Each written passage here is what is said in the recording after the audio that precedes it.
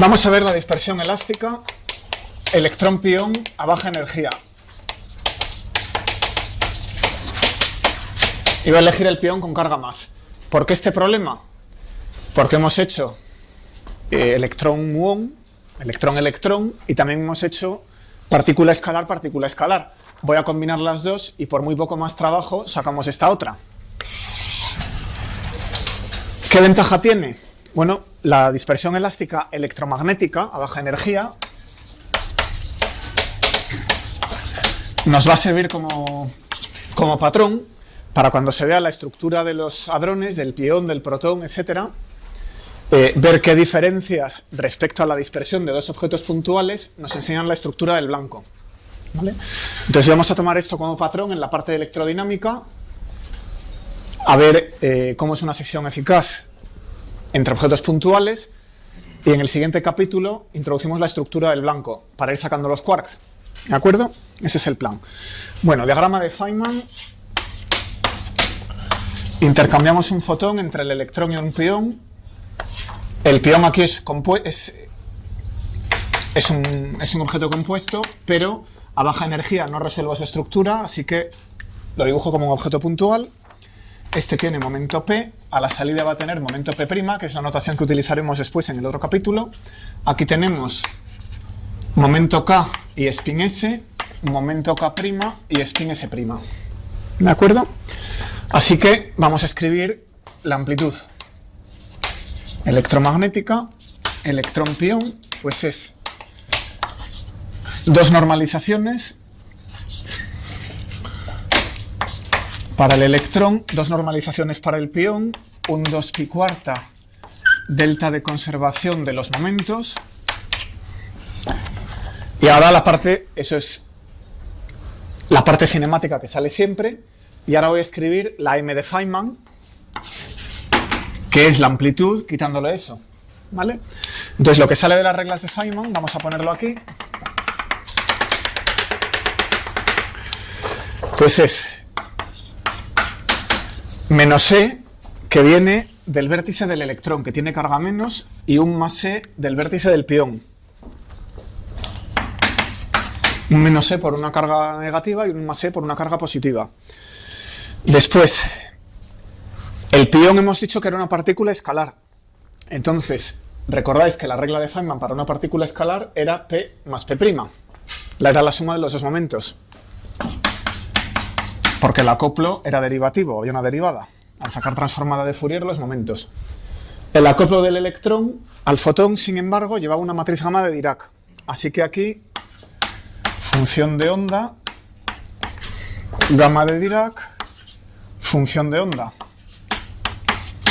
Entonces tengo las dos funciones de onda, he cogido este vértice, he cogido este vértice. Aquí la función de onda de la partícula escalar es simplemente la exponencial que hemos usado para sacar la delta al transformar Fourier, así que nada, ya no hay funciones de onda. Lo único que falta es el propagador del fotón. Si el momento que transfiero por aquí es Q, pues aquí va un menos eta mu nu, con los dos índices arriba, dividido por Q cuadrado. ¿De acuerdo? Más I epsilon. Bueno, entonces esto tiene dos índices de spin. O sea que corresponde a una matriz de Feynman con dos índices de spin, S y S'. ¿Vale? El spin del electrón a la entrada y a la salida. Si quiero la sección eficaz total, despolarizadas, es decir, en el experimento no se miden los spines, tengo que sumar sobre todos los spines. Así que tengo que construir un medio de la suma sobre S, de la suma sobre S' de M cuadrado. S y S'. Esto promedia sobre los spines iniciales del electrón y esto suma sobre el final, como siempre.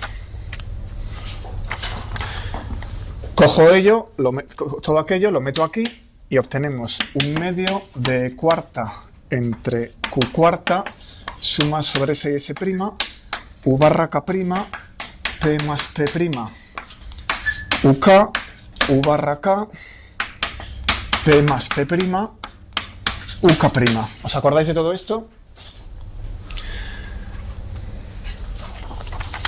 Bueno, entonces ahora tenemos la suma sobre los spines, que están contenidos en las U's, y lo que hacíamos era convertir esto en una traza de matrices de Dirac, utilizando la relación de cierre de los espinores. Así que utilizo la relación de cierre de los espinores, y esto se convierte en... Casi voy a escribirlo en dos pasos. Voy a escribirlo en dos pasos. E cuadrado entre Q cuadrado al cuadrado, un medio suma SS', U barra prima gamma mu U, U barra gamma nu U, por P más P' mu, P más P' nu. Eso es exactamente lo mismo, lo único que eso ha sido el P más P', escribirlo aquí en la notación contraída y aquí en la notación un poco más amplia, pero no he hecho nada, todavía no he calculado nada. Lo que pasa es que al escribirlo así podemos identificar todo este objeto, que remarco en color verde clarito, que es el tensor leptónico que ya habíamos calculado. Así que esto lo vamos a copiar de una página anterior, porque ya lo habíamos calculado cuando hicimos dispersión electrón-muón. Y este otro trozo es nuevo, vamos a llamarlo T mu nu, que es el tensor hadrónico. En este caso, como el pión es una partícula puntual, es muy sencillito. No es más que el producto de dos momentos. ¿Vale? Entonces, el tensor leptónico es igual que antes, se escribe como una traza de matrices gamma de Dirac. Es un medio de la traza de K' más M, gamma mu, K más M, gamma nu, y esas trazas ya os enseñé a calcularlas. El resultado lo vuelvo a copiar por aquí. Era 2K' mu K nu más K' nu K mu más Q cuadrado medios de eta mu nu. ¿De acuerdo? Eso ya lo hemos calculado. Así que ahora lo multiplico por este T mu nu, que es P más P', y obtenemos, esto es 8 E cuarta. Por cierto, acordaos que Q era T. Esta Q que va por aquí, su cuadrado, es la T de Mandelstam. Lo voy a escribir ya con la T de Mandelstam aquí colocada. T cuadrado. Y todos estos productos, pues si cojo eta mu nu por P nu, me da la masa del pión al cuadrado. Si cojo eta mu nu por P nu, me da P por P'. Si cojo K' por PP, pues me da K'P y Kp. Hay un montón de productos, los agrupo todos. Esto es 2pk pk' más T medios, me va a caber allí, casi, gano un trocito, más T medios de mpi cuadrado.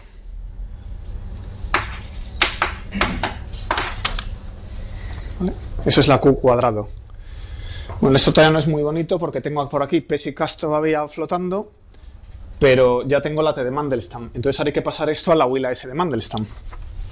Entonces P por K era S menos mpi cuadrado menos me cuadrado partido por 2, y la U de Mandelstam pues era mpi cuadrado más me cuadrado menos U dividido por 2. Así que si agrupo, voy a poner aquí ya el m cuadrado promediado sobre spines para electrón pión, lo pongo con su diagrama de Feynman, pues nos sale 4 veces 4pi alfa electromagnética entre t al cuadrado, eso es la carga al cuadrado, le he cambiado por la alfa, el cuadrado entre 4pi es alfa, y ahora masa del electrón al cuadrado S más U, menos masa del electrón al cuadrado, más mpi cuarta, menos SU. Este es el resultado. ¿Vale? Y esto quiero que lo comparéis con una que teníamos, que era pi más pi menos.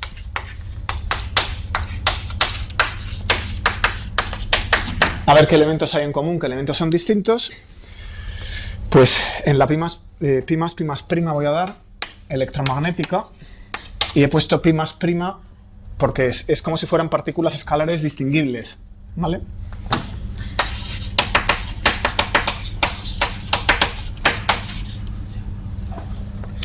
Y esto era 4pi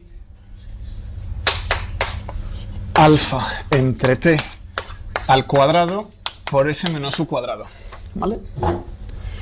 Esta estructura alfa cuadrado entre t cuadrado sale siempre en los problemas electromagnéticos en canal T, es el intercambio de un fotón, y la diferencia es este numerador contra este numerador.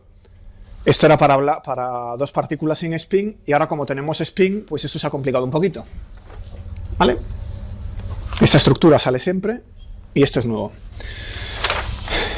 Bueno, es distinto.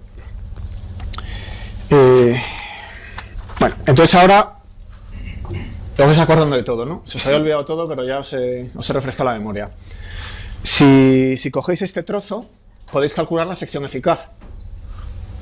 Todo esto, este cálculo en mecánica cuántica, lo abstraéis, alguien os da este m cuadrado, entonces eso se puede meter en una fórmula para sacar la sección eficaz en centro de masa.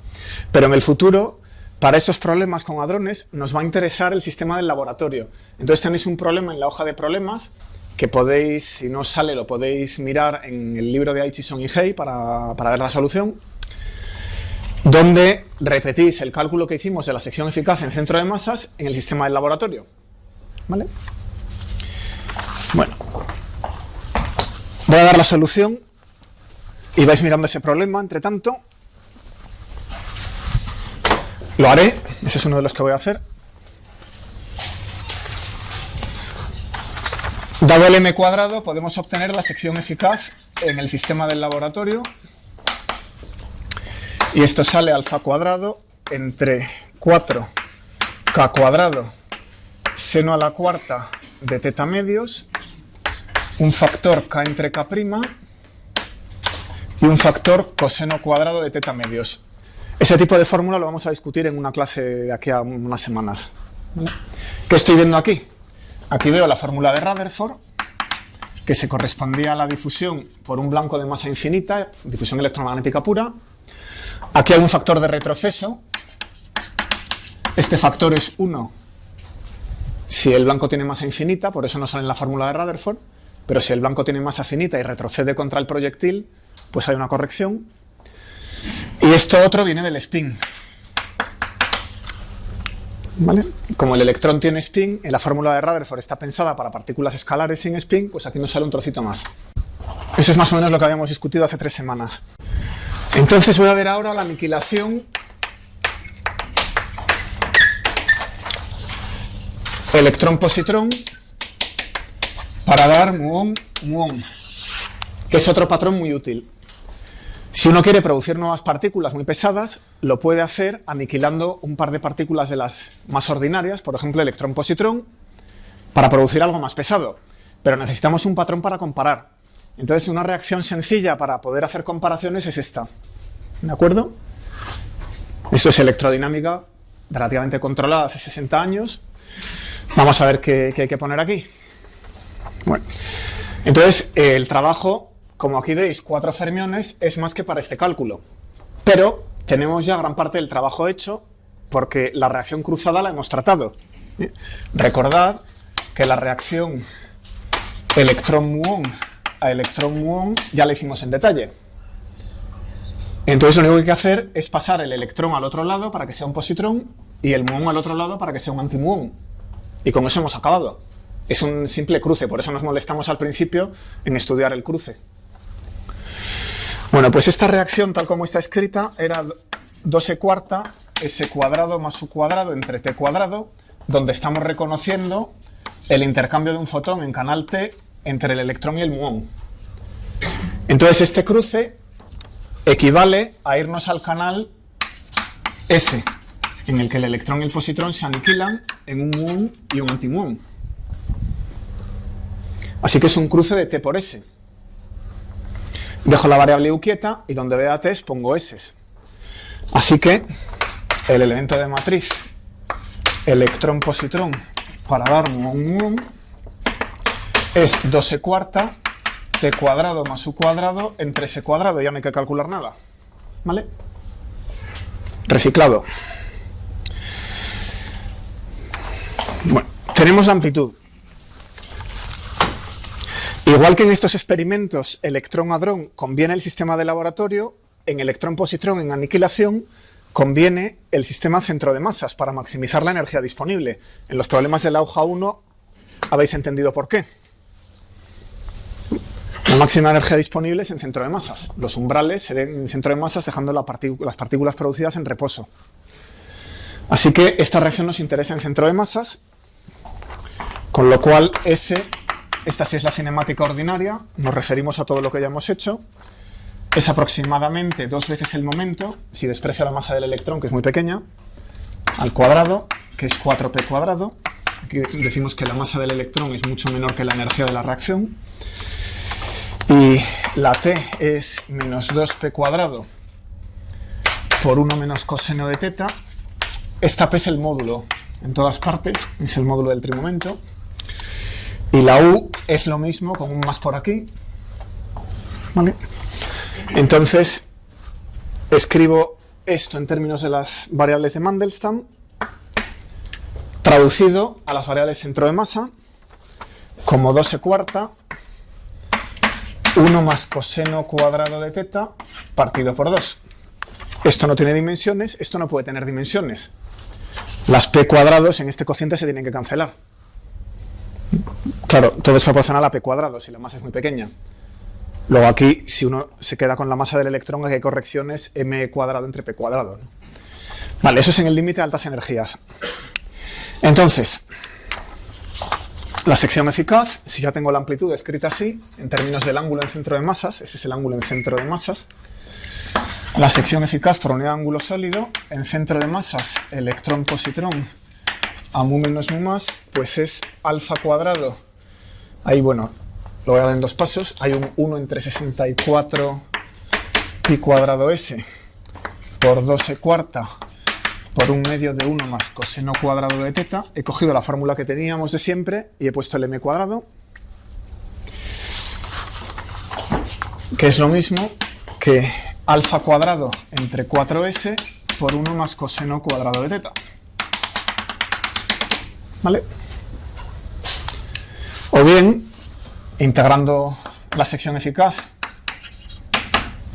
completa, integrando sobre el centro de masas,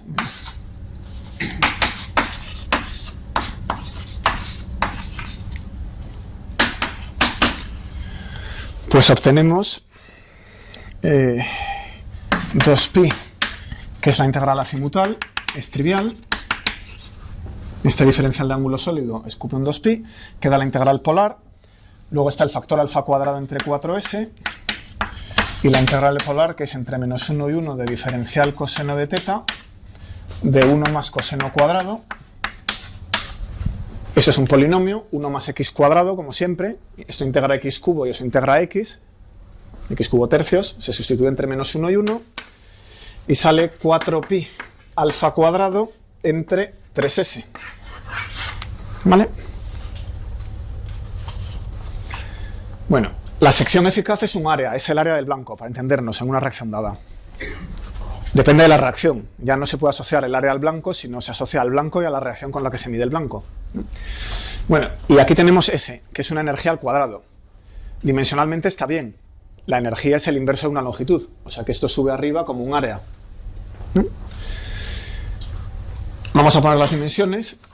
Alfa cuadrado es un número pequeñito, la energía la suelo medir en GeV, o sea que si medimos la energía del haz en GeV, por tanto la energía al cuadrado en GeV al cuadrado, pues esta constante, que es 4pi alfa cuadrado tercios, y lo que salga de pasar S a la energía del haz, otro factor 4, esto es S cuartos, en centro de masas.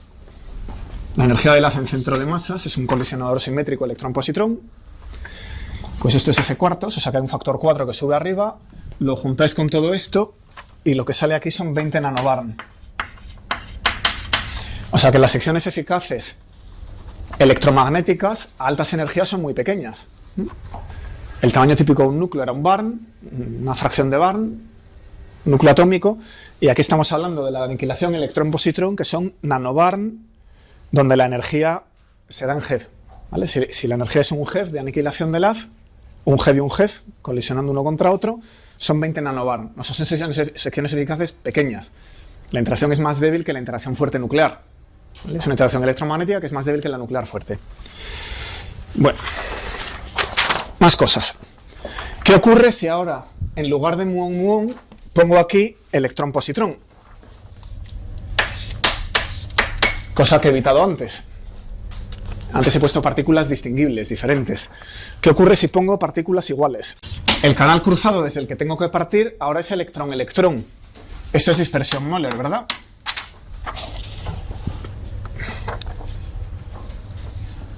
Y aquí teníamos otro diagrama,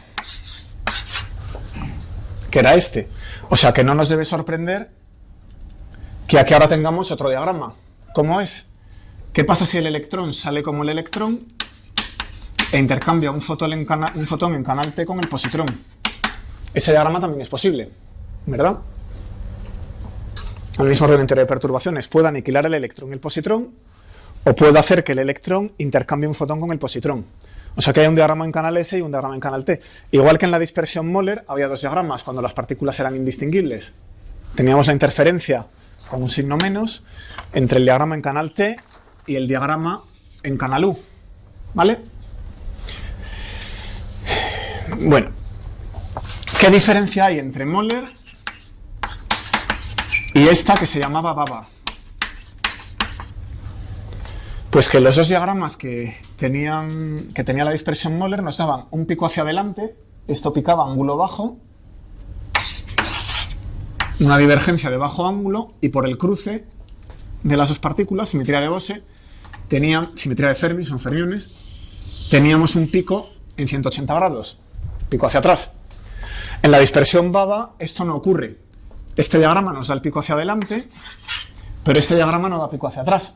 Es un diagrama en canal S y no entra el ángulo. Es la energía al cuadrado en el denominador, punto. No hay 1 menos coseno en el denominador. Así que esta no va a dar problemas a gran ángulo, no diverge. ¿Vale? Bueno, voy a enseñar algunas transparencias con estas cosas. Electrón-positrón en aniquilación a muón-muón y electrón-positrón a tau-tau. La curva teórica es esta de aquí. Como las energías son bastante más altas, he dicho que eran 20 nanobar en un GeV. Pero ahora estamos en 500 GeV al cuadrado, 1000 GeV al cuadrado, 1500 GeV al cuadrado. Entonces, el nanobarn se nos ha transformado en picobarn. ¿De acuerdo? La sección de eficacia son más pequeña, pero se ha medido. Y como veis, la curva teórica pasa perfectamente por los datos. ¿Vale? Bueno. ¿Qué pasa si uno mira la distribución angular? Pues aquí QED, lo que os acabo de enseñar, ese 1 más coseno cuadrado de teta, que hay por ahí flotando, sería esta línea rayada. Y los datos se separan aquí ligeramente por encima y aquí ligeramente por debajo. Eso se debe a que la energía es ya bastante alta, estamos hablando de 34 GeV, y entonces las interacciones débiles ya no son tan débiles. Este efecto se debe a que los leptones interaccionan con los bosones W, en la interacción nuclear débil. O sea que aquí hay una pequeña separación, entonces la línea negra va bastante mejor, que incluye QED y correcciones débiles. ¿De acuerdo? Pero bueno, si solo cogierais QED, tampoco sería una mala descripción de los datos.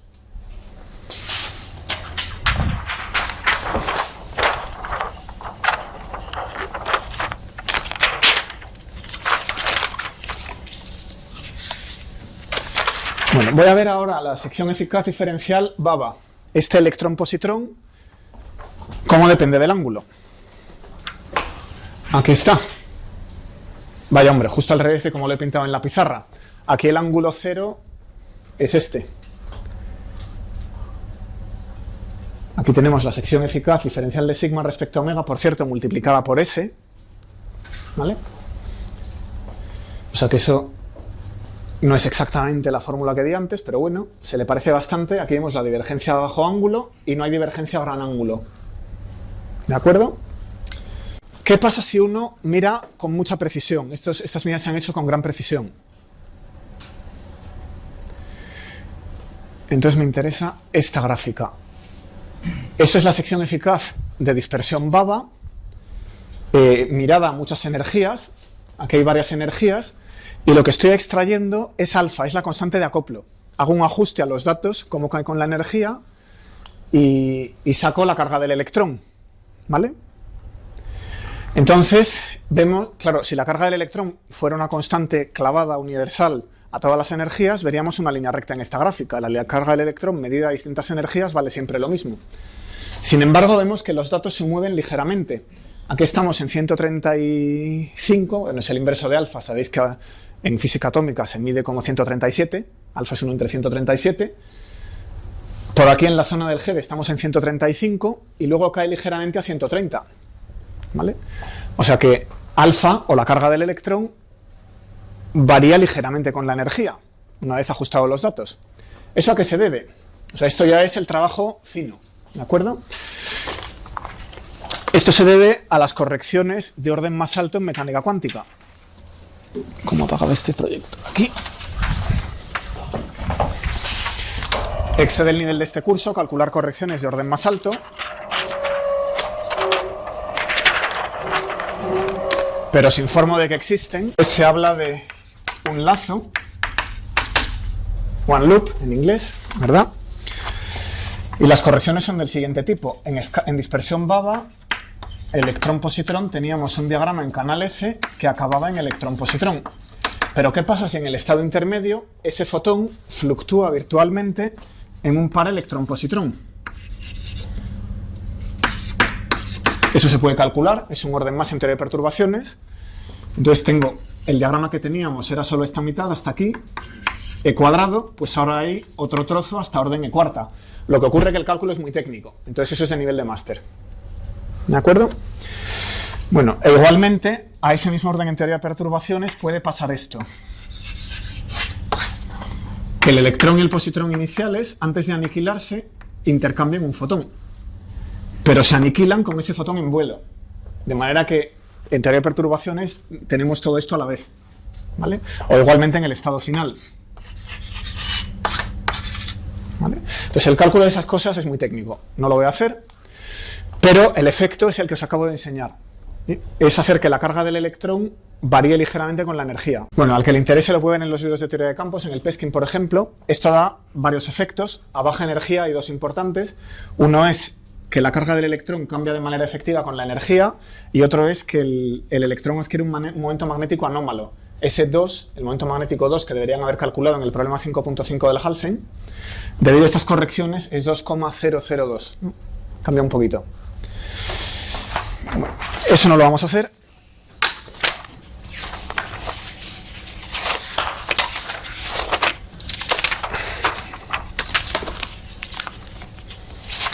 Voy a seguir con la discusión del libro de Halsen y voy a hablar un poco de qué son estos 1 más coseno cuadrado de teta que aparecían por aquí.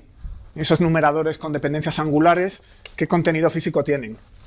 Entonces el siguiente epígrafe se llama conservación de la helicidad a altas energías.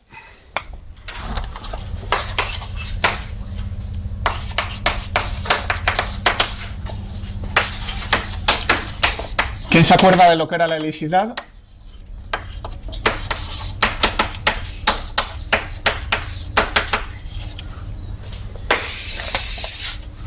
La helicidad era la proyección del spin del electrón sobre la dirección de su movimiento, sobre su momento. Es una componente del spin. Es la tercera componente del spin, lo que pasa que el eje Z lo hemos elegido a lo largo del momento. ¿Vale? Bueno, entonces, lo que ocurre, lo vamos a ver con un poquito de detalle, es que a muy altas energías la helicidad no cambia en electrodinámica. Cuando se emite un fotón,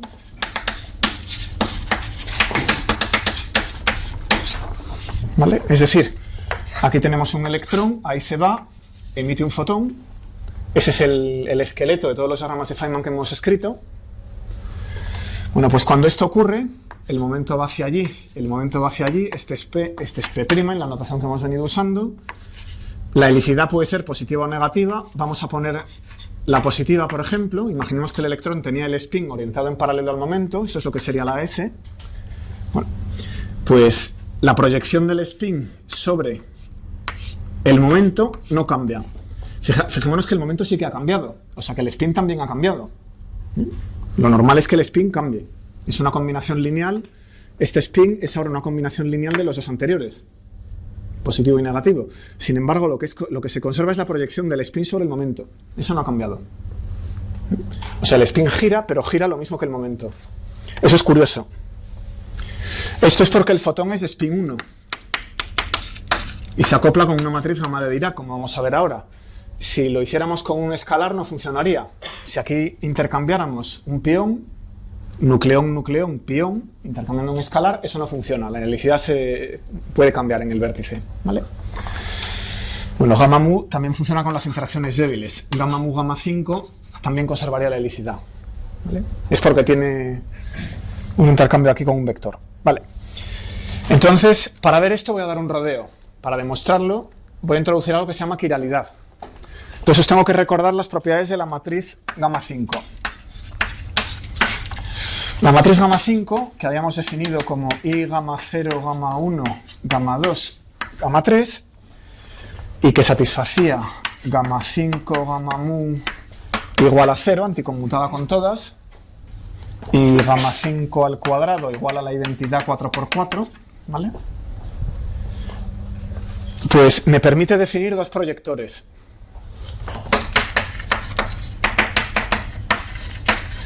¿Recuerdan de álgebra lineal lo que era un proyector? Un proyector lo que hace es coger un vector y sacar su sombra sobre un subespacio lineal del espacio en el que estamos, ¿verdad? Si proyecto dos veces es lo mismo, porque una vez proyectada la sombra de la sombra es la misma sombra. O sea que el proyector al cuadrado es 1. Lo que caracteriza a un proyector es que su cuadrado es la identidad. Y si multiplico dos proyectores ortogonales, es decir, si saco la sombra sobre aquella pared y luego sobre el suelo, da 0. ¿Vale? Proyecto con una luz así, me da la sombra en esa pared. Ahora proyecto con una luz así, pero como estoy en esta pared, al proyectar sobre el suelo da 0. O sea que PLPR es 0. Y lo mismo con las otras dos combinaciones. PR cuadrado es 1 y PRPL es 0. ¿Vale? Lo escribo si queremos. PRPL también es 0. Y PR cuadrado también es 1. ¿Vale? Bueno, pues ¿qué dos proyectores son estos? Son 1 menos gamma 5 partido por 2, que es el que vamos a llamar a izquierdas, y el que vamos a llamar a derechas, que es 1 más gamma 5 partido por 2. ¿Vale? Con estas dos propiedades se puede demostrar esto. Por ejemplo, calculemos PL cuadrado. PL cuadrado es 1 menos gamma 5 cuadrado dividido por 4, que es igual, 1 por 1 es 1. 1 por gamma 5 es gamma 5, con un menos. Gamma 5 por 1, como es la identidad, es lo mismo, 2. Y gamma 5 al cuadrado es la identidad, 1 dividido por 4, que es igual a 2 por 1 menos 2 por gamma 5 dividido por 4, que es igual a lo mismo. Simplifico el 2 y vuelve a quedar PL. ¿Vale? Y con esto podéis probar las demás propiedades. ¿Vale? O sea que este PL y PR son proyectores. ¿Por qué las letras L y R? Pues la L de izquierdas en inglés, left, y la R a derechas en inglés, right. ¿Vale? Bueno, entonces estos son matrices de Dirac, o sea que actúan sobre los espinores. Así que puedo coger el proyector y aplicarlo sobre el espinor. Y esto me da la proyección del espinor a izquierdas. Y lo mismo con el que va a derechas. Y si los sumo, como vemos aquí que las gamma 5 se cancelan y queda la identidad, pues la suma de los dos reconstruye el espinor. ¿De acuerdo? La suma de ambos es la identidad. Bueno, pues esto se llama quiralidad. ¿Vale? Esta propiedad se llama quiralidad. Este espinor es quiral a izquierdas y este espinor es quiral a derechas. Bueno, pues resulta que QED conserva esta quiralidad. Vamos a verlo en un momento. Entonces, la lógica de la demostración es que... ¿Dónde la voy a escribir? Aquí.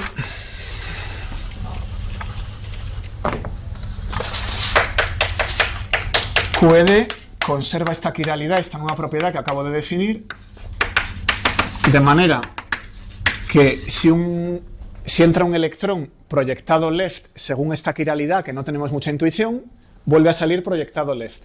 si entran en la interacción proyectado a derechas, vuelve a salir proyectado a derechas. ¿Vale? Es una propiedad conservada, lo vemos en un segundo. Os enseño solo la lógica. Y resulta que esta quiralidad a altas energías coincide con la helicidad. En el sentido de que si la energía es muy alta, el error se va a cero. ¿Vale? O sea que a altas energías, hablar, también lo vamos a ver ahora mismo, hablar de un espinor quiral es como hablar de un espinor de helicidad bien definida. Por eso la palabra quiral, porque cuando uno tiene una hélice que avanza a derechas o a izquierdas, la puede representar con la mano, según el avance del sacacorchos o el contrario. ¿Vale? Entonces, como altas energías coinciden y necesito una palabra para esa propiedad, pues la vamos a llamar quiral. ¿Ok? Y la helicidad era la proyección del spin sobre la dirección del avance. Bueno.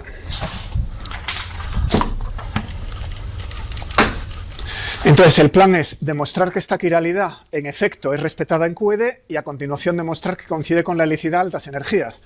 Y por tanto demostramos que en las reacciones de altas energías se conserva la helicidad. Preguntas sobre eso. Todo el mundo ve el esqueleto.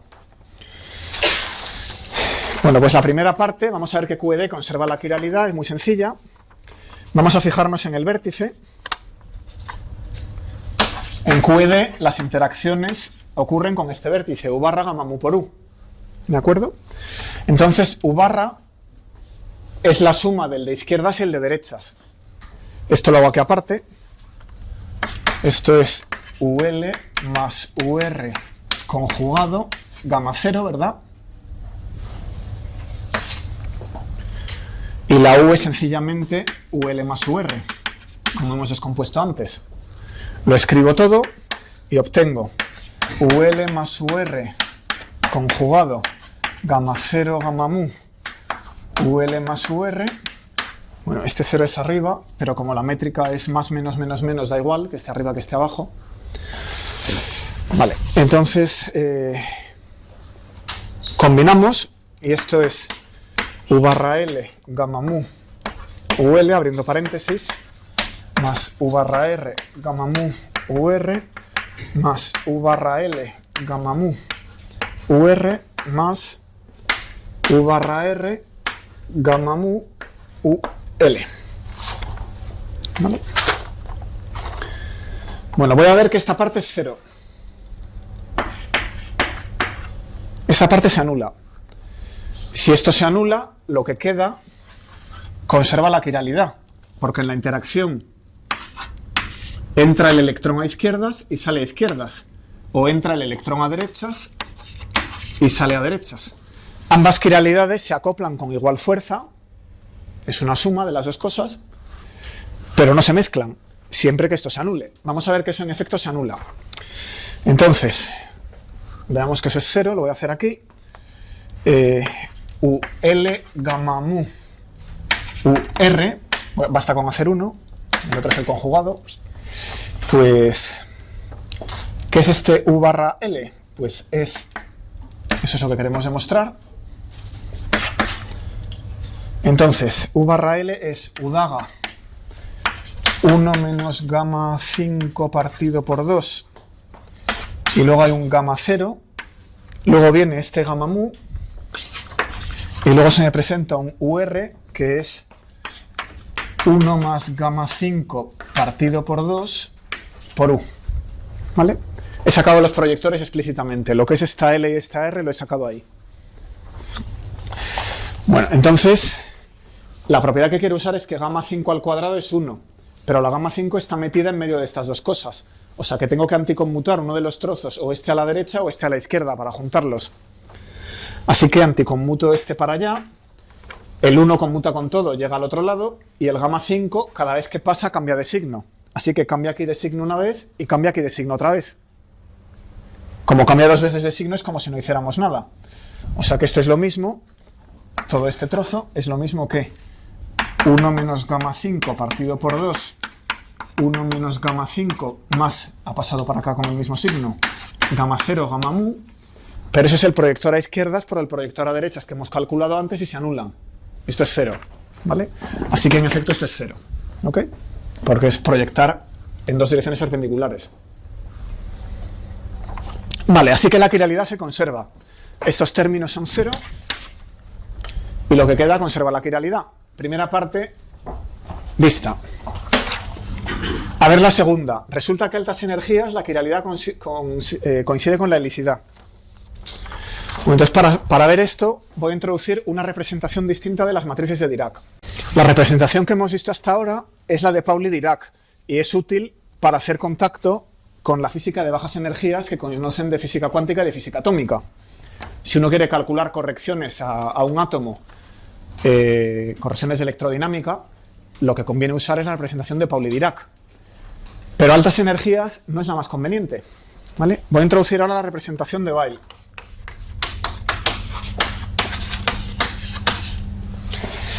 Bueno, entonces aquí las matrices gamma van a ser las mismas. Igual que antes, las espaciales. Pero ahora voy a jugar con la gamma 0 y la gamma 5. Y lo que voy a hacer es cambiarlas. Lo que antes llamaba gamma 0, ahora va a ser gamma 5. Y lo que llamaba gamma 5 va a ser gamma 0. Gamma 0 va a ser 0, 1, 1, 0. Y gamma 5 va a ser 1, 0, 0, menos 1. Ese conjunto de matrices satisface las mismas relaciones de anticonmutación. Luego sirven exactamente igual para formular la ecuación de Dirac. Lo único que hemos cambiado los espinores y las matrices. Pero la ecuación de Dirac queda igual. Y su cuadrado es la de Klein-Gordon, etc. ¿Vale? Bueno, entonces, la ecuación de Dirac que era P menos M por el espinor igual a 0, y para distinguirlo de la U de antes lo voy a llamar W, espinor de Weyl. Este es el espinor de Weyl, y estos son las matrices de Weyl. Son las matrices de Dirac en representación de Weyl, siendo precisos. Bueno, pues la escribo. Esto es simplemente E gamma 0 menos P gamma menos M por la identidad 4×4 por W igual a 0. Eso es simplemente decidir lo que era la P barra, la P tachada. Y este espinor pues tiene 4 componentes y van a ser dos espinores tipo Pauli de 2 componentes que voy a llamar Phi y Chi. Esos son espinores tipo Pauli, ¿vale? De 2 componentes cada uno. Vale, entonces cojo y sustituyo esta estructura de 2 espinores de Pauli en esa ecuación de Dirac. Lo sustituyo y obtengo 2 ecuaciones acopladas.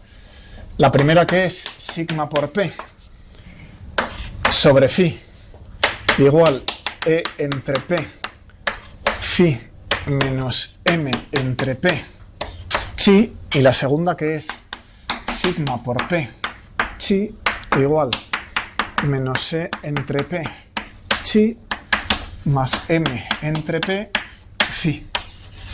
La ecuación de 4 componentes de Dirac es equivalente a 2 ecuaciones de 2 componentes acopladas, que se llaman ecuaciones de Weyl.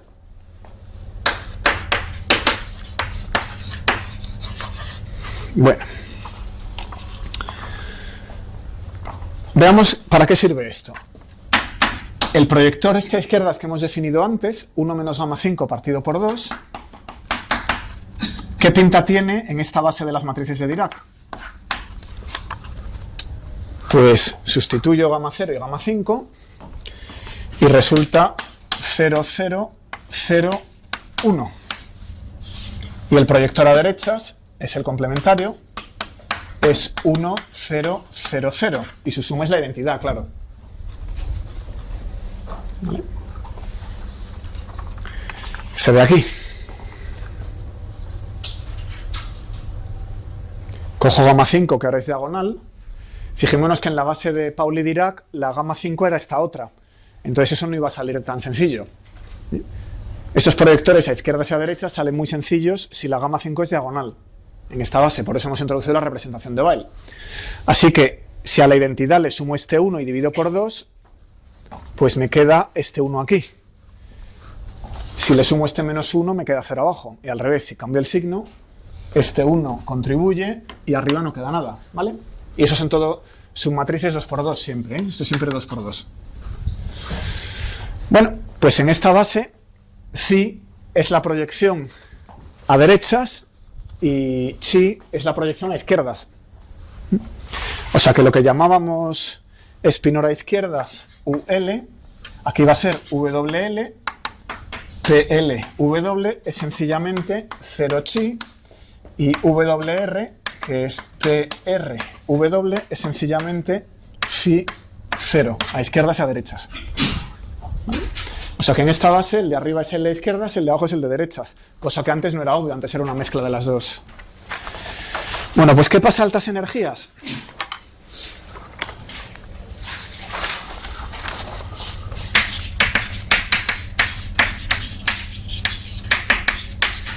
La masa es despreciable frente al momento. Así que estos dos términos me los puedo eliminar. ¿Vale? Entonces, a altas energías, las ecuaciones se desacoplan. Otra razón por la que la ecuación de Weyl es útil a altas energías. Se convierte en dos ecuaciones para dos espinores de dos componentes, en vez de una ecuación para un espinor de 4 componentes. Y se desacoplan dos bloques. Y lo que nos queda aquí, esto precisamente, si cojo y multiplico divido y multiplico por 2 o divido ambos lados por 2, es la helicidad. Eso es la proyección del spin sobre la dirección del momento. Aquí estoy viendo dos veces la helicidad. En realidad hay un 2, porque el spin es sigma medios, ¿vale? O sea que esto es precisamente la ecuación de autovalores, no solo para la energía, sino también para la helicidad. Lo puedo ver como la ecuación de autovalores para la helicidad. Bueno, y aquí estoy viendo helicidad positiva y helicidad negativa, ¿vale? El phi tiene helicidad positiva y el chi tiene helicidad negativa. Pero phi y chi acabamos de decir que son las proyecciones quirales. O sea que la quiralidad efectivamente coincide con la helicidad a altas energías. ¿Vale?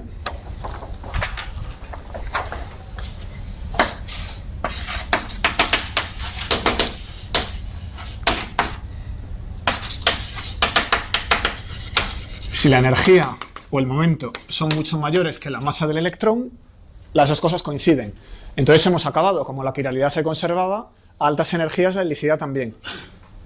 ¿Vale? O sea que si uno tiene un fotón emitido en canal T, el electrón puede cambiar de momento, pero la proyección de spin sobre ese momento no cambia. ¿Qué ocurre en aniquilación? Voy a arguir en un momentito que la aniquilación electrón-positrón ocurre con helicidades contrarias. Voy a poner aquí el spin proyectado sobre la dirección del momento. Esto es lo que teníamos en canal T, lo que acabamos de demostrar. La helicidad no cambia, ¿vale? ¿Qué pasa si ahora cruzo e intento convertir esto en un diagrama de aniquilación? Bueno, lo más fácil va a ser escribir esto como un electrón de momento P' y un electrón de momento menos P. ¿Vale? Entonces, esto es lo mismo, pero dado la vuelta, con lo cual aquí la helicidad no cambia.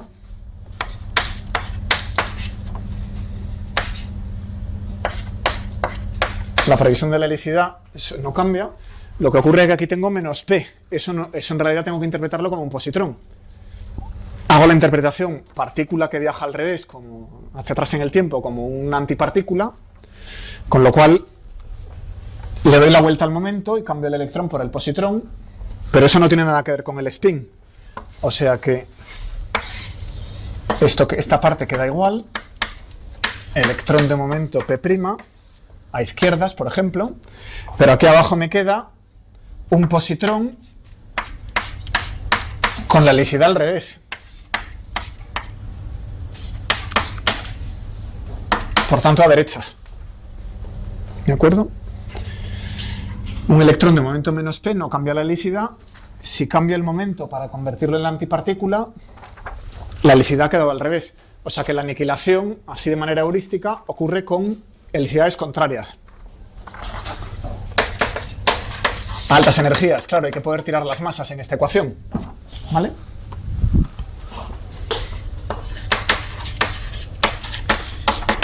Así que un electrón y un positrón solo se aniquilan si tienen helicidad contraria. Bueno, pues el ejemplo muy bonito que está hecho en el Halsen, lo voy a reproducir aquí.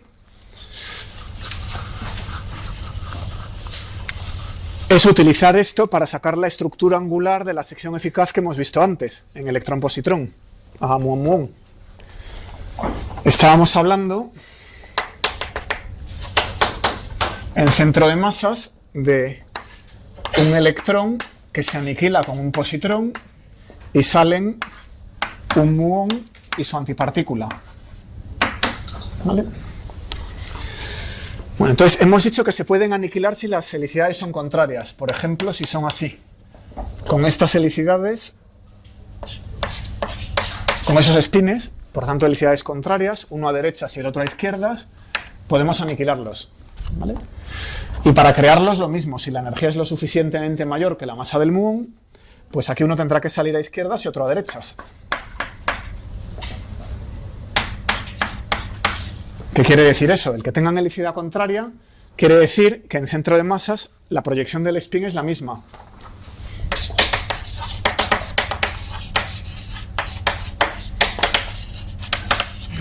Implica que los spines son paralelos.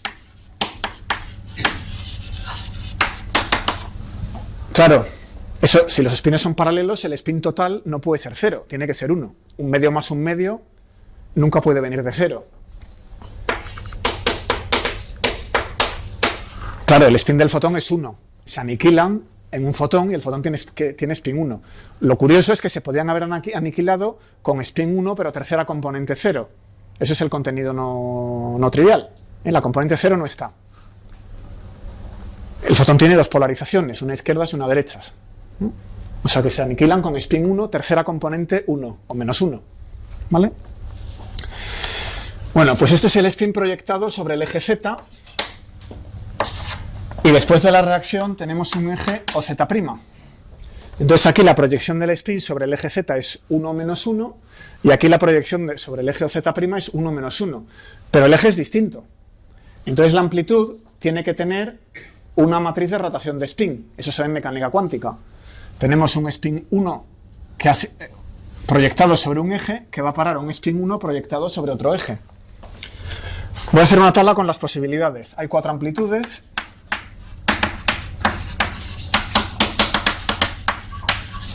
Que son, voy a poner JZ y JZ', puedo poner más 1 para dar más 1, más 1 para dar menos 1, menos 1 para dar más 1 y menos 1 para dar menos 1. ¿Vale? Esas son las cuatro combinaciones de spin en las que esta reacción es posible. Parto de este estado inicial y llego a este estado final. Cualquier otra cosa, 0. Bueno.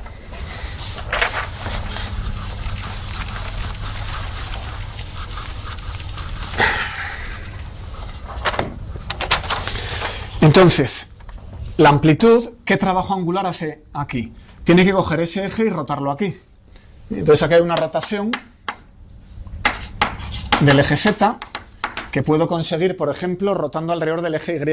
Si cojo alrededor del eje Y y roto en el plano XZ, me llevo el eje Z a otro eje Z' que difieren un ángulo θ respecto al eje Z. Una rotación de ángulo θ alrededor del eje OI me lleva de esta situación a esta. ¿Vale? Entonces, los espinores lo que son es una representación cuántica de las rotaciones, ¿no? Bajo rotaciones los espinores se transforman con una matriz. ¿Qué matriz? Bueno, pues habrá algo así. Aquí estamos hablando de objetos de spin 1 ya, toda la reacción tiene spin 1. Entonces habrá un ángulo de rotación, el generador de rotaciones para las partículas de spin 1, porque aquí tenemos un objeto completo de spin 1, y luego la exponencial. ¿Vale? Y el elemento de matriz es J' igual a 1, J'Z lo que toque, vamos a poner por ejemplo más 1 y luego los que vayan tocando, elevado a menos i, ángulo JY, J igual a 1, JZ igual a 1. ¿Vale? Eso se enseña en el curso de mecánica cuántica.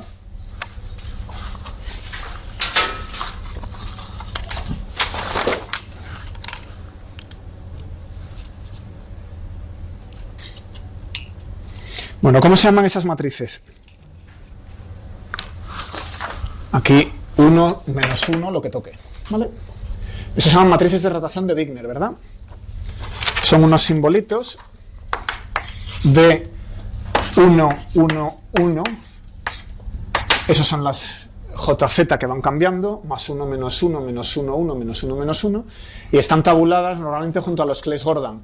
Si cogen la tabla típica de Clés-Gordon, al lado vienen esas matrices de rotación.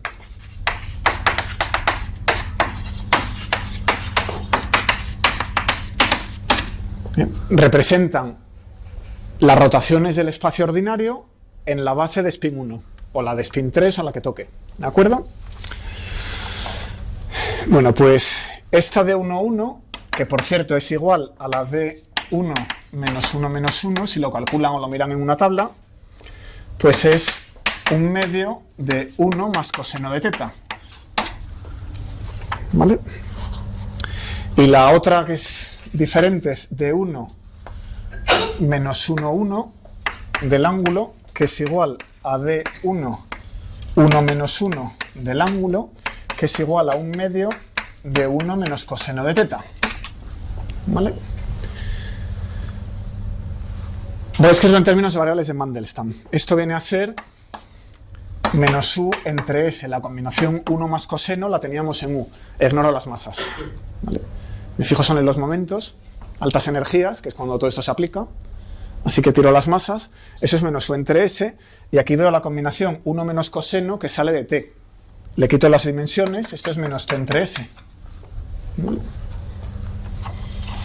Así que ahora sumo. Intento construir la amplitud y sumo todos los casos. La constante de proporcionalidad ya no la escribimos, pero tengo que sumar esto al cuadrado, todos ellos, y lo que queda es factores que conocíamos de antes, y aquí tenemos u cuadrado más t cuadrado entre s. Y si retroceden 3 páginas, la amplitud de aniquilación electrón-positrón a muón-muón era precisamente proporcional a esto. No, lo hemos calculado y lo hemos cruzado de la dispersión electrón-muón que sí calculamos el otro día, ¿vale? Entonces el contenido de ese numerador u cuadrado más... Aquí hay un cuadrado que falta. El contenido de ese numerador u cuadrado más t cuadrado que estábamos viendo el otro día, que es la conservación de la helicidad a altas energías, ¿vale? Esta estructura del numerador ocurre para partículas de spin 1 medio acopladas a fotones, y lo que nos está diciendo es que las cuatro amplitudes que contribuyen son estas 4. Y contribuyen exactamente de esta manera, con las matrices de rotación, rotar un eje al otro, ¿vale? Para dar u cuadrado más t cuadrado, ¿de acuerdo? O sea que ya le hemos dado contenido físico a ese numerador. Bueno, pues vamos a poner una hoja de repaso rápida para todo esto.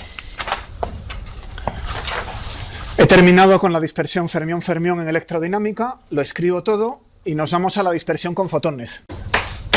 Puede ser fermión o antifermión, a F' o F barra F', que puede ser con barra o sin barra, fermión-fermión o fermión-antifermión, ¿vale? Y lo que voy a poner es la m cuadrado promediado sobre spines. Entonces, la dispersión Möller, que era electrón-electrón para dar electrón-electrón, tenía diagrama en canal T y diagrama en canal U, ¿de acuerdo? Y la amplitud al cuadrado pues era 2e cuarta, s cuadrado más u cuadrado partido por t cuadrado, más 2s cuadrado entre tu, más s cuadrado más t cuadrado dividido por u cuadrado. Donde aquí estoy viendo el canal T, esto es esto, aquí estoy viendo el canal U, y aquí tenemos un término de interferencia. Y las palabras T y U eran el momento del fotón intercambiado, ¿vale? Eso es un término de interferencia entre los dos. Partículas indistinguibles, hay que sumar las funciones de onda en el estado final, por tanto hay que sumar las amplitudes cuánticas, y al elevar al cuadrado sale un término de interferencia. Bueno, entonces aquí vemos el pico hacia adelante,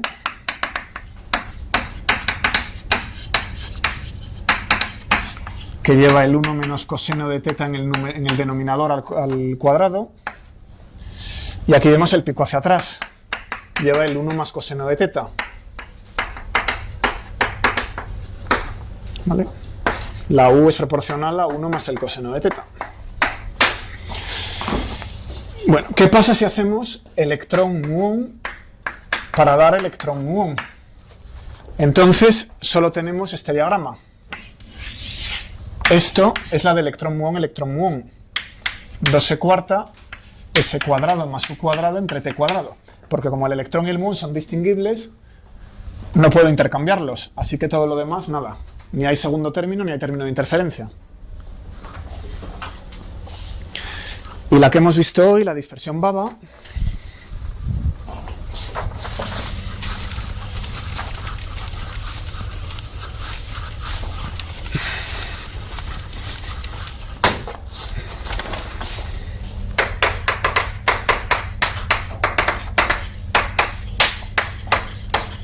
que era electrón-positrón. Para dar electrón-positrón, pues tenemos 2e⁻. Tenemos un diagrama, voy a poner primero los diagramas. En canal T, electrón-electrón, positrón-positrón intercambiando un fotón. Y luego tenemos un diagrama en canal S, electrón-positrón aniquilándose en electrón-positrón. Bueno, pues la amplitud al cuadrado es 2e⁻, s cuadrado más u cuadrado partido por t cuadrado, que es lo que hemos discutido hoy. Luego tenemos este término que es u cuadrado más t cuadrado dividido por s cuadrado, y luego hay un término de interferencia que es 2u cuadrado entre ts.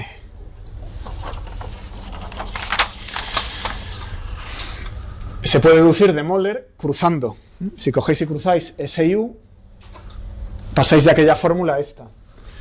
Y si queréis electrón-positrón a muón-muón o tau-tau, dos partículas distintas de estas, pues entonces basta con el último término. Igual que antes, recojo este trozo y recojo este trozo. Y me queda 2e⁻, u cuadrado más t cuadrado entre s cuadrado. Y lo que estáis viendo aquí es la conservación de la helicidad, ¿vale? La aniquilación a altas energías con helicidad contraria. Bueno, pues con esto paso a los fotones.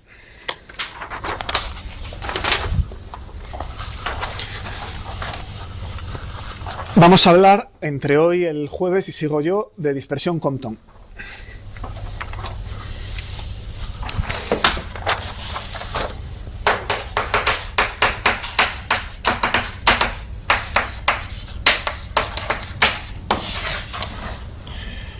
Bueno, entonces nos vamos a referir al electrón, pero obviamente si uno considera el protón como un blanco puntual, pues fotón-protón va a ser parecido, o cualquier otra partícula de spin un medio, fotón-muón, fotón-tau. Bueno, entonces en el sistema de laboratorio vamos a hacer primero consideraciones elementales.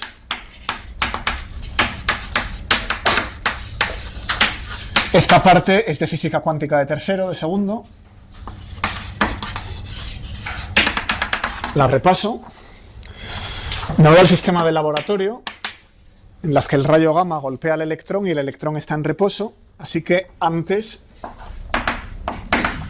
de la reacción tengo un fotón con momento K0, 0K orientado a lo largo del eje Z, que golpea un electrón en reposo con momento P, que es su masa, y un trivector 0. ¿Vale? Eso es lo que ocurre antes de la reacción. Vámonos ahora después.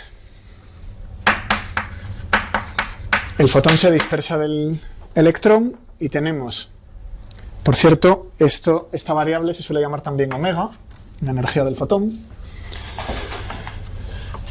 Y aquí después tenemos un ángulo.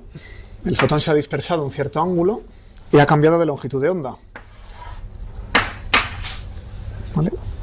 Y sale con frecuencia omega prima, y el electrón ahora sale despedido. Así que tendrá una E' y una P'. Bueno, entonces solamente la conservación de energía momento permite obtener omega prima en función del ángulo. Esto es elemental, simplemente cinemática relativista.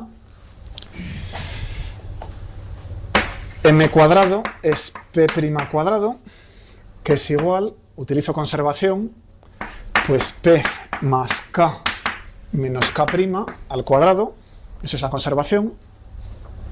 Voy a ponerlo aquí. Elevo al cuadrado, o sea, lo calculo, pues esto es P cuadrado más 2P K menos K' menos 2KK', que es igual a... El K cuadrado del fotón es 0, claro. Eso se ve aquí, que K cuadrado es 0. Estamos hablando de fotones reales, ordinarios, transversales, con K cuadrado 0. Bueno, pues esto es la masa al cuadrado del electrón, que es este. Y luego que veo un término que es 2m omega menos omega prima. Y luego un término omega omega prima que viene de aquí. Y aquí hay uno más que involucra el ángulo, que es el coseno de teta. 1 menos coseno de teta. ¿Vale? Bueno, pues aquí se puede despejar. Esto es la masa del electrón al cuadrado, que también está aquí, o sea que eso se puede tachar. Y queda que 0 es igual a esto y puedo despejar omega prima. ¿Vale? Despejamos omega prima, que es lo han debido hacer en tercero. Omega entre 1 más omega entre m, 1 menos el coseno de teta. Eso es la frecuencia angular del fotón emitido y esa es la del fotón absorbido. Entonces la frecuencia ha cambiado. Bueno, esto es en el sistema de unidades naturales. Si reconstruyo las unidades, todo este factor en realidad es h barra omega entre mc cuadrado. Pesa la energía del fotón contra la energía en reposo del electrón. Entonces, bueno, esto es un efecto cuántico. Si h barra fuera 0, es decir, si el electrón fuera muy pesado, si el fotón tuviera poquita energía, ese término de retroceso no estaría y la frecuencia a la salida de la dispersión es lo mismo que la frecuencia de la entrada. O sea que en electrodinámica clásica la frecuencia de la luz dispersada no cambia. ¿Vale? Uno tiene un frente de ondas que llega a un material y clásicamente vuelve a salir con igual frecuencia. Puede cambiar de dirección, pero no cambia de frecuencia. Sin embargo, en física cuántica cambia de frecuencia, eso es el efecto Compton. ¿Vale? Bueno.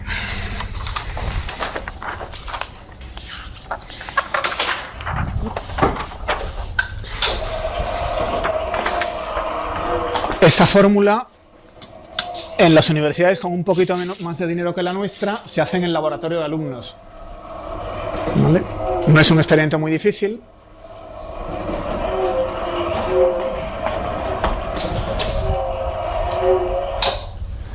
Y aquí tenemos los datos que un colega suyo de otra universidad que me callo, pues ha sacado en el laboratorio de alumnos.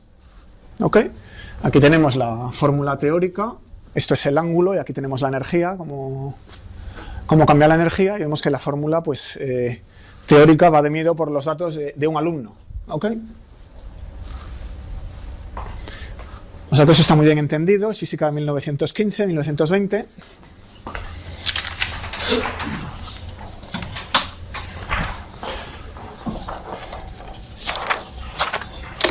Lo que es más difícil aquí es el cálculo de la sección eficaz. ¿Vale?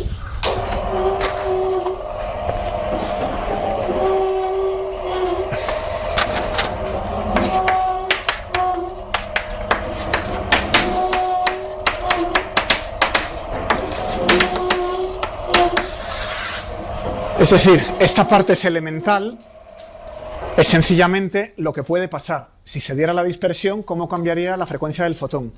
Lo que es más difícil, como siempre, es calcular qué probabilidad hay de que pase. ¿Vale? Entonces, ¿cómo sería la amplitud? Bueno, pues tenemos un fotón que golpea un electrón y vuelve a ser emitido, variables, K y lambda, P y S, P más K, K' lambda prima, P', S', ¿vale? Spin, helicidad, es todo obvio, ¿no? Y como los ordenamientos temporales pues pueden ser de otra manera, existe también este diagrama en las que virtualmente se emite primero el fotón antes de absorber el otro. Eso lo permite la física cuántica. En el estado intermedio puedo tener solamente el electrón o puedo tener el electrón y los fotones en vuelo. Hay que interferir los dos. Este es PS, P', S', K lambda, K', lambda', y por aquí circula ahora P menos K'. ¿Vale? Ese es un diagrama en canal S, porque el cuadrado de ese momento me está enseñando la energía total en centro de masas, P más K al cuadrado. Y ese es un diagrama de canal U, porque he cogido los dos fotones y los he cruzado. Ese es un diagrama de canal U. ¿Vale? Para construir esos diagramas de Feynman hemos cogido las patas exteriores y las hemos unido con los vértices de electrodinámica de todas las maneras posibles. Ya hemos acabado. Bueno, pues la amplitud la puedo escribir. Calcularla va a ser más difícil, lo hacemos el próximo día, pero vamos a escribirla. Casi me cabe aquí. Entonces aquí estoy viendo amplitud de Feynman, dos cargas del electrón en los vértices, el cuadrado, dos fotones. Entonces, en una regla de Feynman, cada vez que veo una pata exterior tengo que poner una función de onda. ¿Cuál es la función de onda del fotón? El vector de polarización. Así que pongo dos vectores de polarización.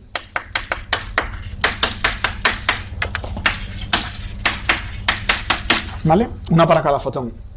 Uno entra y otro sale. Uno es conjugado.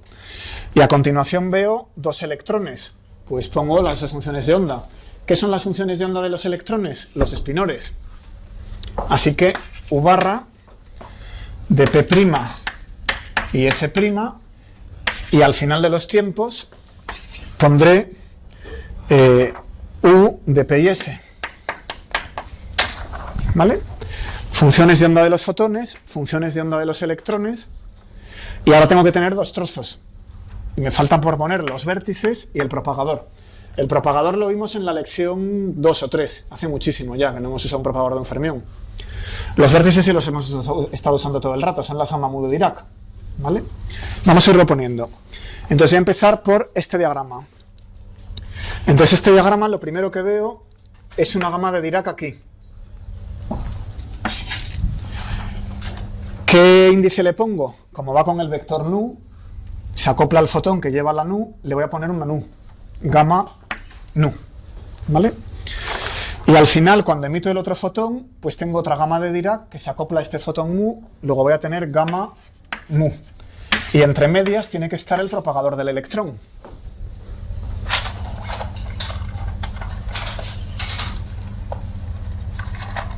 Que es este trozo. ¿Qué pongo aquí? Bueno, pues esto era P más K menos M entre P más K cuadrado menos M cuadrado. ¿Vale? Donde esto es la masa del electrón veces la identidad. Este P más K es porque es un fermión. Si fuera un bosón escalar o un fotón, esto no estaría. Bueno, para un fotón habría un eta mu nu, se conservaría el spin, ¿verdad? Aquí tenemos un P más K. Y si lo que tengo es este otro diagrama, pues tengo que poner lo mismo pero con un P menos K'. Y claro, el orden de los vértices es distinto, porque este que llevaba la lambda, la mu y la lo estoy leyendo al revés. Vamos a usar un color. Este de aquí, que es este de aquí, corresponde a este de aquí. ¿Vale?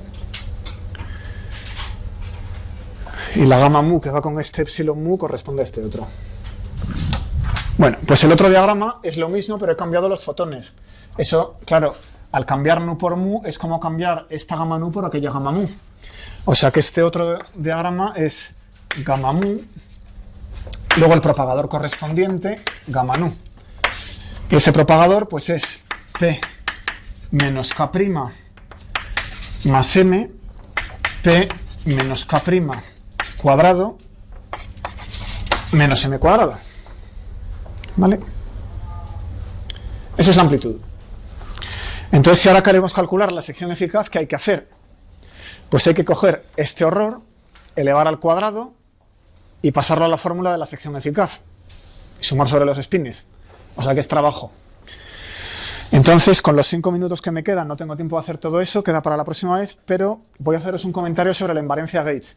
Esta amplitud tiene una propiedad, si la multiplico por algo da 0, que se debe a la invariancia Gauge. Os lo voy a enseñar. Que luego nos va a permitir para simplificar cálculos.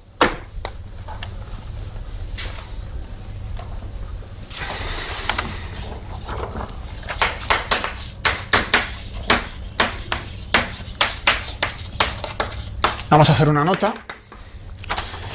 Entonces estamos en el gauge de Lorentz o gauge de Feynman. En electrodinámica clásica lo llamabais gauge de Lorentz. Aquí se suele llamar gauge de Feynman en electrodinámica cuántica. Y lo que estábamos tomando era que la derivada de A es 0. Y claro, como A era una normalización por el vector de polarización y por e elevada a menos ikx, la onda plana, pues traducido a espacio de momentos, la derivada actuando sobre la onda plana me baja una k. O sea que esto quiere decir lo de siempre, que el vector de polarización es perpendicular al momento. ¿Vale? Bueno, pero esto no fija el gauge completamente, porque eso es un cuadrivector, luego eso tiene 4 componentes, pero solo impongo una condición, mientras que sabemos que hay 2 fotones. Aquí tenemos todavía una libertad de gauge residual. Esta condición no fija el gauge completamente. Es suficiente para cuantizar la electrodinámica, pero no fija el gauge del todo. Es decir, si cojo A y le aplico una transformación gauge, que era sencillamente quitarle la derivada de un potencial, ¿vale? Cojo un cierto potencial, lo derivo. Eso es una transformación gauge del potencial escalar y del potencial vector. Siempre que este potencial satisfaga la ecuación de D'Alembert, no toco la condición gauge. Puedo sustituir esto aquí, y si el potencial satisface la ecuación de D'Alembert, este trozo se va al meterlo aquí. Luego el A' también la satisface la condición de gauge. ¿Vale? O sea que ese gauge no se fija completamente. ¿Pero eso qué quiere decir? Que puedo coger la epsilon y pasarla a una epsilon distinta, donde lo que le sumo es una constante por Camus. Y a esto lo llamo epsilon prima. ¿Vale? Si yo cojo mi amplitud y le sumo algo proporcional a Camus, que es esta misma transformación, cojo la A y le sumo la K por lo que sea, ¿vale? Pues eso solo es una transformación gauge. Esto es una transformación gauge residual que no puede cambiar nada. Luego esta amplitud tiene que ser invariante bajo esta transformación, lo cual no es evidente. Si yo cojo y coloco aquí esa epsilon más un trozo proporcional a K, no puede cambiar nada. O sea que este último trozo va a dar 0, no contribuye. Hago ese cambio y tiene que dar la misma amplitud. ¿Vale? ¿Cómo queda la amplitud Compton si cambio el gauge? Pues esto será e cuadrado epsilon estrella nu más una constante por k' nu epsilon mu más una constante por Kmu. Alfa y beta son 2 cambios de gauge, en el estado inicial y final. Y a lo que queda, como ya no quiero escribir todo eso, vamos a llamarlo T. Tensor hadrónico igual que antes. Aquí es el tensor, no, es el leptónico, tensor leptónico, ¿vale? Tensor Compton. ¿Ok? Bueno, pues esto debe ser lo mismo que aquello antes de cambiar el gauge. ¿Eso qué quiere decir? Que toda esta T, todo esto que está aquí entre paréntesis, toda esa T tiene que ser perpendicular a las Ks.